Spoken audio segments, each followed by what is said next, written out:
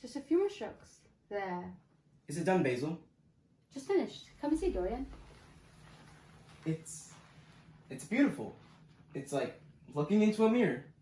But a mirror shows us merely what we are. This portrait will show you what you might become. What do you mean, Henry? Time is a cruel master, Dorian. It robs us of our beauty, our youth. This portrait will remain unchanged, but you will age. You will wither. Unless what? Unless, by some miracle, you could stay forever young while your portrait bears the scars of time. Henry, stop filling his head with nonsense. Ugh, I don't know why Henry was being like that. Why was he filling Dorian's head with such strange and sinful ideas? I would give anything if I could stay this young. No matter the cost. Dorian, you don't know what you're talking about. Basil, it's just a thought. Don't ruin this moment. It's magnificent.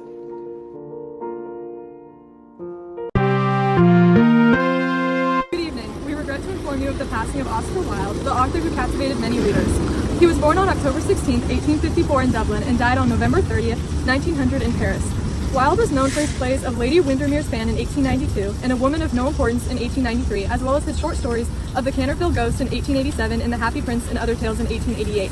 His most renowned work is The Picture of Dorian Gray. He studied in Trinity College in Dublin and later in Magdalen College, Oxford, where he excelled in classical literature, and eventually became a leading figure in the aesthetic movement. He was married to Constance Lloyd in 1884 and had 2 sons. His career hit a bump after his scandalous affair where he was convicted of gross indecency in 1895 and got sentenced to 2 years of hard labor in prison. In his final years, he lived in exile in France where he wrote very little before his death. Oscar Wilde will always be remembered for his contributions to literature and changing the movement for generations to come. In the age of Queen Victoria, society was built on one thing, outward respect, a world where appearances mattered and what lay beneath was concealed. The Industrial Revolution transformed England as a rising middle class driven by materials and found status through wealth and appearance, while the high society lived in decadence, hiding their moral failures beneath their wealth and power. Even philosophers, heroes, and preached pleasure above all, a world where art was meant to be adored but never questioned. Dorian Gray symbolized the aesthetic movement of beauty over morality. But what happens when beauty and pleasure are pursued at the cost of morality is lives become a tragic reflection of the dangers of unknown boundaries. Nihilism creeps in as a beauty and pleasure only offers emptiness, to consume yourselves with your own desires just to lose everything. Under Victoria's reign, the powerful were shielded from the truth. They thrived on appearances, hiding the corruption behind their opulence. But the truth always breaks through, as a facade cannot last forever. What happens when society values appearances above all else? As the powerful evade the truth, we are told that beauty is the highest good, and wealth and power shield us from the consequences. But what happens when we ignore what lies beneath us as we let hypocrisy rule our society? The time has come to choose a world where appearances rule, or a future where truth, integrity, and moral responsibility guide us. We deserve a future where the truth is visible and power cannot shield corruption, as our values matter more than our appearances. The choice is ours. Make it count. I met Sybil when I saw her in a play. She was amazing. She was really beautiful. So much so that I proposed to her. But today, her acting was horrible. Horrendous. She embarrassed me in front of all my friends. And that's not acceptable. Dorian, it was just one night. I was nervous, desperate to impress you. Please, give me another chance. I love you. Love? Sybil, what you did tonight wasn't love. You embarrassed me in front of all of my friends. It was lifeless, distasteful. Dorian, tonight was the first time I truly felt alive. Knowing your love freed me from the need to pretend. The stage is false compared to our love. What is art compared to life? You killed art today, Sybil. It was horrible. I love you because of your art and your creation. Without that, you're nothing. Nothing? I mean nothing to you? You're less than nothing. Goodbye, Sybil. Dorian, please! I didn't mean to do that to Dorian. It wasn't my fault.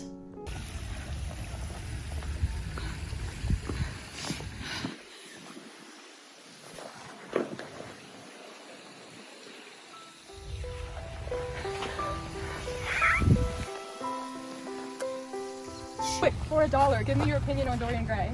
Oh, I actually think I know a little bit about that. The lit charts, a critic on The Picture of Dorian Gray, actually focus on the themes like avoiding the nature of beauty, the corrupting power of influence, and the superficiality of the Victorian society. It analyzes Dorian's moral decline as he prioritizes his looks over integrity. It also discusses the key characters and Wilde's critiques of social values. Overall, I like critique's ability to analyze the novel's deep themes like the consequences of valuing beauty over morality, and while linking these insights to Wilde's broader critique of societal superficiality. Thank you so much. Bye! Hey, my dollar! Terry Payne mentions the role Oscar Wilde played in his writing. As much as Dorian Gray is him, Basil is what he thinks of him, and Lord Henry is what the world thinks of him. This demonstrates the three perspectives within the characters, and you get a different perspective reading each one, as well as the internal struggle that Wilde faced with the society. Personally, while reading the book, I could relate with the concept of society expectations to meet beauty and how it's faced in society. The Scots Observer criticizes the picture of Dorian Gray because he believes it to be a false representation of human nature and would be left better unwritten. However, I think that the novel showcases the negative effects of living up to societal expectations and should be read for its intriguing dialogue and aestheticism.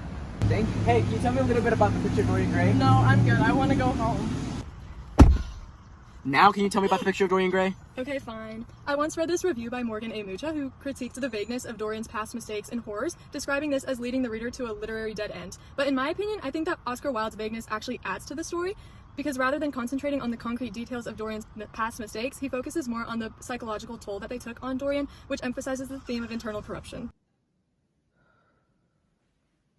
You look dreadful, Dorian. Late night? Or is it guilt? Spare me the lecture, Henry. I don't want to talk about it. Oh, but I haven't begun. My dear boy, you have done quite a wicked thing. Poor little Sybil. How melodramatic of her. What are you talking about? Haven't you heard? She's dead. She took poison, they say. Concoction made by the chemists. Theatrical, isn't it? Dead? You're lying. I never lie about matters of death. She took it shortly after you left her. Seems like you left quite the impression. I don't believe you. Don't torment yourself on this. Tragedy only adds to your charm. You're far too beautiful to hang on regret.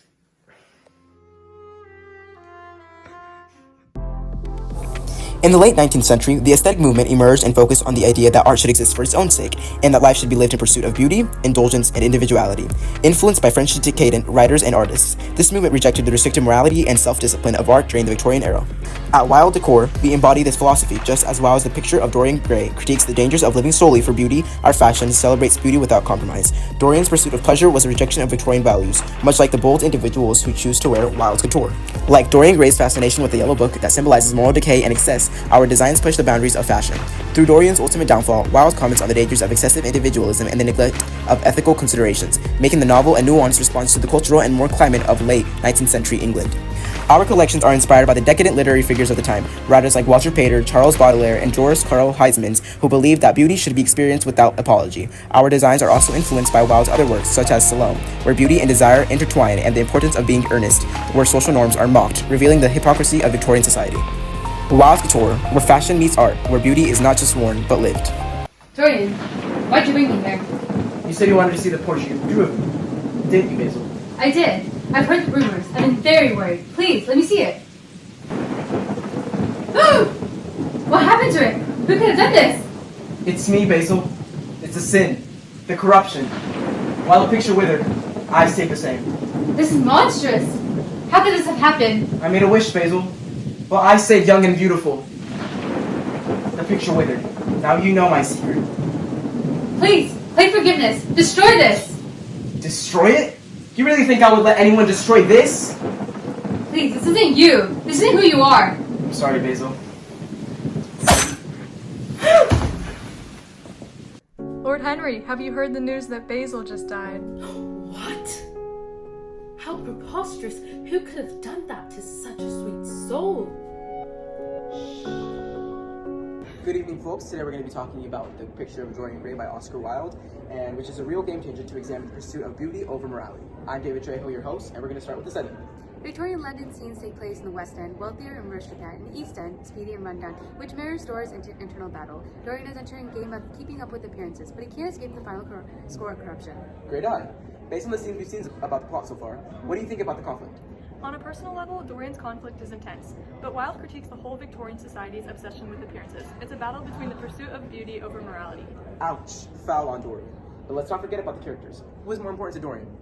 Lord Henry leads Dorian down the wrong path. He's charismatic, clever, and persuasive, but his philosophy is all about indulgence.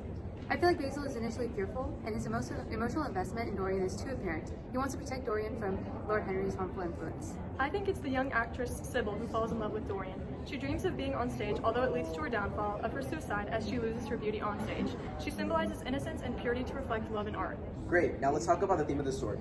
Valerie, what do you think that the Wild is suggesting about beauty? I think it's an obsession. Dorian goes all in on vanity and indulgence to the point he loses his balance, leading to death. It's a dangerous game to play. I agree. Wilde has an interesting way of reaching his readers. What about the style of writing? Wilde's style is characterized by wit and a strong emphasis on dialogue. He employs aphorisms and paradoxes through Lord Henry's speech to add a philosophical depth. This gives the tone an ironic and dark feeling, reflecting the moral decay at the heart of the story. Last but not least, let's hear about the devices that Wilde used. Any comments? There are many types of devices that Wilde used, such as symbolism and foreshadowing. The portrait symbolizes Dorian's inner soul, reflecting his moral decay and his outward appearance, remains wreathful. Foreshadowing this novel hints at the eventual corruption, beginning with the portrait again and Dorian's initial corruption. That brings us to the final whistle. That's all for tonight's game, The Picture of Dorian Gray. Now, back to the program. This has to end. Look at what you've made me become. I've lost everything because of you. My friends, my family, even my soul. This has to end.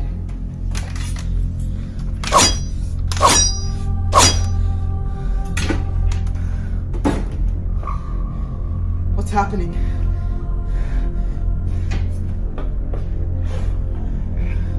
This can't be.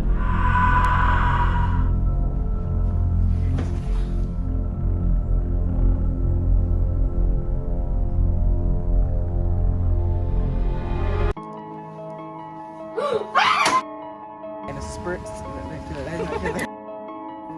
Why are you smiling? Stop! Okay, get him.